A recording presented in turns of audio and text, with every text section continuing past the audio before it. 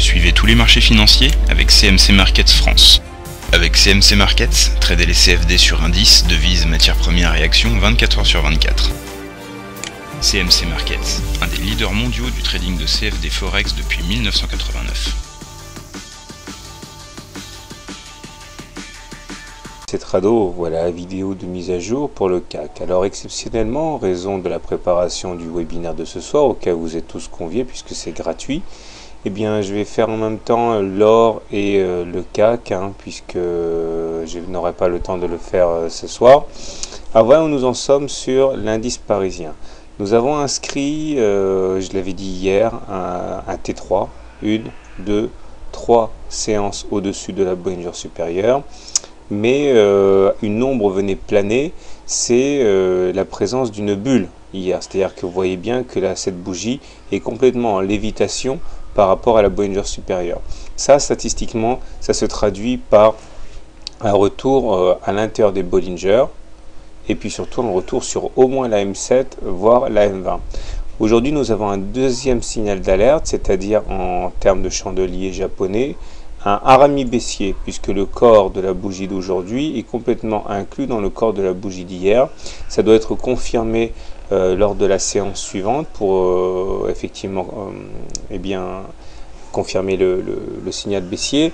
Mais si c'est le cas, et si en plus demain on devait terminer à l'intérieur des Bollinger, alors dans ce cas, il y a un gros risque statistique pour aller chercher un mail mobile à cette séance.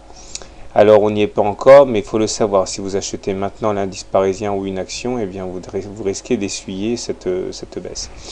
Néanmoins, les choses se présentent plutôt bien parce que si on arrive à casser cette ligne des 3273, eh bien on aurait une figure en tasse avec anse ici, dont l'objectif serait de rallier un objectif équivalent à la profondeur de la tasse reportée au-dessus de la ligne d'eau.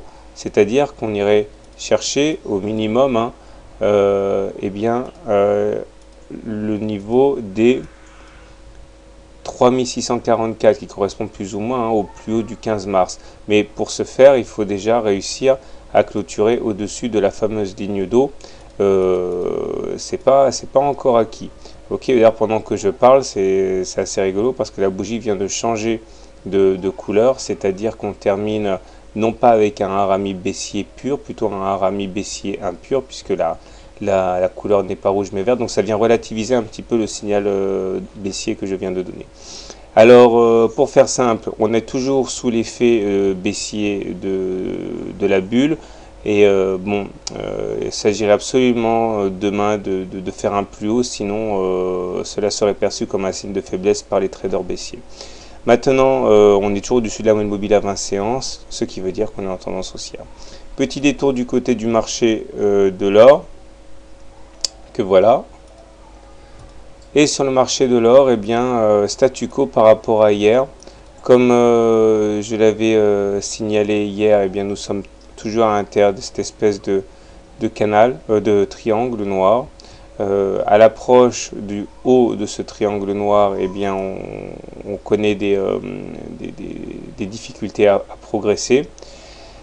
Il faut également remarquer qu'on n'a pas fait notre pullback sur la moyenne mobile à 20 séances. Généralement, quand on passe la M20, on vient faire un pullback après dessus. C'est comme ici, regardez, on a passé la moyenne mobile à 20 séances, c'était ici.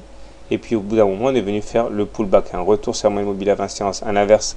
Enfin, dans l'autre sens, c'est pareil, on casse la moyenne mobile à 20 séances et on vient faire son pullback, un contact sur la M20. Là, on a bien cassé la M20, mais on n'a pas encore fait le pullback sur la moyenne mobile à 20 séances. Donc faites attention si vous achetez maintenant, pareil, vous exposez à un retour violent sur les 1600 $ l'once. Mais bon, pour l'instant, on est toujours en consolidation. Petit détour du côté des indicateurs techniques maintenant. Voilà où nous en sommes sur l'indice parisien. Le stochastique est très bien orienté puisqu'il est toujours en surachat au-dessus de son signal. Voilà le stochastique, voilà le signal, donc on est au-dessus de 80, donc ça c'est très bien. Au niveau du MACD, on est très bien aussi puisqu'on est au-dessus du signal et positif, donc parfait. Et le momentum aussi est très bien orienté dans un contexte où on est supérieur à 0. Donc tous les voyants sont ouverts à l'exception de cette fameuse bulle qui n'a pas encore été payée. Mais si on arrive à passer la ligne d'eau, eh bien c'est bingo pour une tasse avec un objectif très ambitieux. Voilà, c'est fini pour aujourd'hui. N'oubliez pas de vous inscrire au webinaire de ce soir si vous êtes intéressé.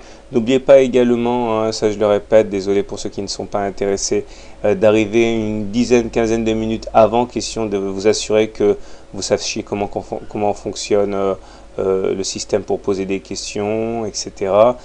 Si vous n'avez pas de son, c'est sans doute parce que vous avez un problème sur votre ordinateur, parce que sinon, enfin c'est pas un problème de plateforme. Donc vérifiez bien que vous avez du son avant de vous présenter à 21h, sinon vous risquez de ne pas profiter du tout de ce que je dirai. Voilà, je vous souhaite une bonne soirée, de bons trades et à demain. CMC Markets, un des leaders mondiaux du trading de CFD Forex depuis 1989.